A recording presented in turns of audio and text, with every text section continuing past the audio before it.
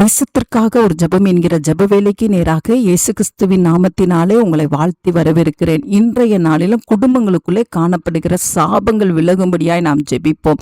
இன்றைக்கு நிறைய குடும்பங்களுக்குள்ளே சாபமானது காணப்படுகிறது. பரம்பரையாய் திருமணமாகாமல் தடைப்பட்டு கொண்டிருக்கிற காரியங்கள், பரம்பரையாய் இன்னும் தற்கொலைக்கு நேராக முயற்சிக்கிறவர்கள், அது மாத்திரமல்ல கற்பத்தின் கனி கிடைக்காமல் கஷ்டப்படுகிறவர்கள், வியாபாரத்தில் எந்த ஒரு முயற்சியும் பார்க்க முடியாதபடிக்கு இருக்கிற பரம்பரை சாபங்கள் எல்லாம் விலகும்படியாய் இன்றைக்கு நாம் பாரத்தோடு நாம் ஜெபிப்போம். பரம்பரையாய் சாபத்திலே சிக்கப்பட்டு இருக்கிற ஒவ்வொருவரும் விடுதலை ஆக்கப்படும்படியாய் நாம் ஜெபிப்போம். மனநிலை பாதிக்கப்பட்டவர்கள் உண்டு. இன்றைக்கு நாம் பாரத்தோடு நாம் ஜெபிப்போம். கர்த்தர் நமக்காக சாபமானார். மரத்திலே தூக்கப்பட்ட எவனும் சாபமாகி என்ற வார்த்தையின்படி கிறிஸ்து நமக்காக சாபமாக இருக்கிறார். ஆதலால் கிறிஸ்துவினிடத்திலே வருகிறவர்களாய் சாபத்தை போக்குகிற தேவ சமூகத்திலே வந்து காத்திருக்கிறவர்களாய் இருக்கும்படியாய் நாம் ஜெபிப்போம்.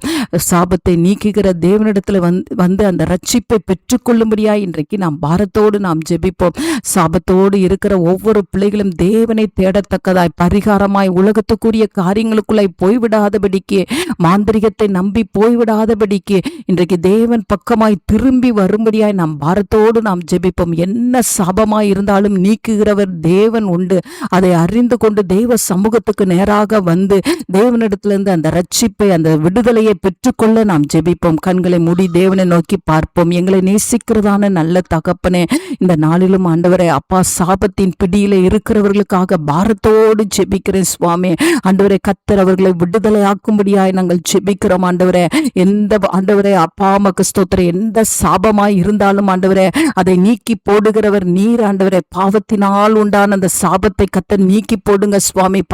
பரம்பரையாய் அனுபவித்து கொண்டிருக்கிற ஆண்டவரே சாபங்கள் விலகும்படியாய் நான் ஜெபிக்கிறேன் அப்பா. இயேசு கிறிஸ்துவின் ரத்தத்தை தெளிக்கிறோம் ஆண்டவரே.